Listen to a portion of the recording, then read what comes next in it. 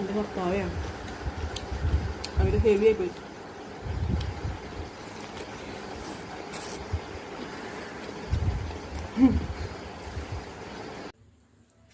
ഇന്ന് ഞങ്ങൾ ഹെൽത്തി ആയിട്ടുള്ള ഷവർമ ഉണ്ടാക്കാൻ പോവേണ്ട.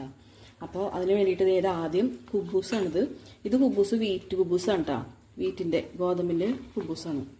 ഇതിൻ്റെ മേലെ നമ്മൾ തേച്ച് കൊടുക്കുന്നത് ഹെൽത്തി ആയിട്ടുള്ള മയണൈസാണ്. ഒട്ടും എണ്ണ ചേർക്കാണ്ട്. അതിൻ്റെ റെസിപ്പി വേറെ ഇടുന്നതായിരിക്കും.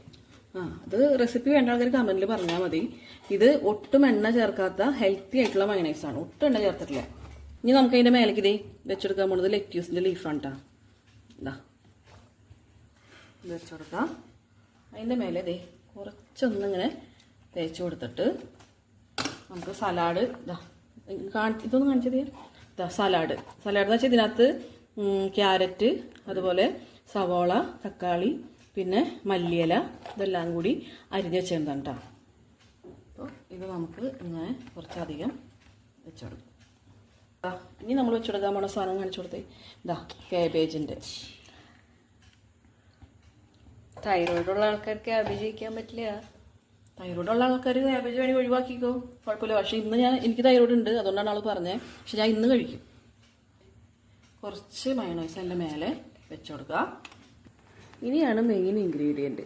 ഇത് നമ്മൾ ബീഫ് ഒന്ന് ചതച്ച് വേവിച്ചതാണ്. മസാല ഒക്കെ ഇട്ടിട്ട് കുറച്ച് ഗരം മസാല മാത്രമേ ഇട്ടിട്ടുള്ളൂ കേട്ടോ. പിന്നെ കുറച്ച് അതിൻ്റെ വേവിച്ച സ്റ്റോക്കും കൂടി ഇട്ട് കൊടുക്കുക. മേലെ കുറച്ച് മയോണൈസും കൂടി ഇങ്ങനെ വെച്ചുകൊടുത്തു കഴിഞ്ഞാൽ നമ്മളുടെ ഹെൽത്തി ആയിട്ടുള്ള ഷവർമ റെഡി. ഇത് എവിടെ നിന്ന് കഴിക്കണമെന്ന് എനിക്കറിയില്ല.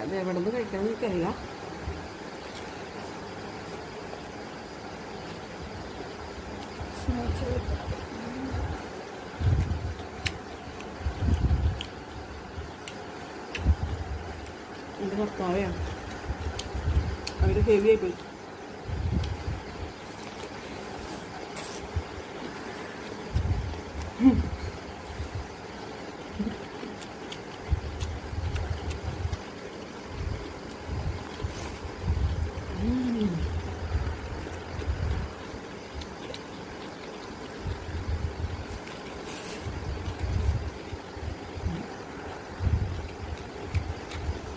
സൂപ്പർ.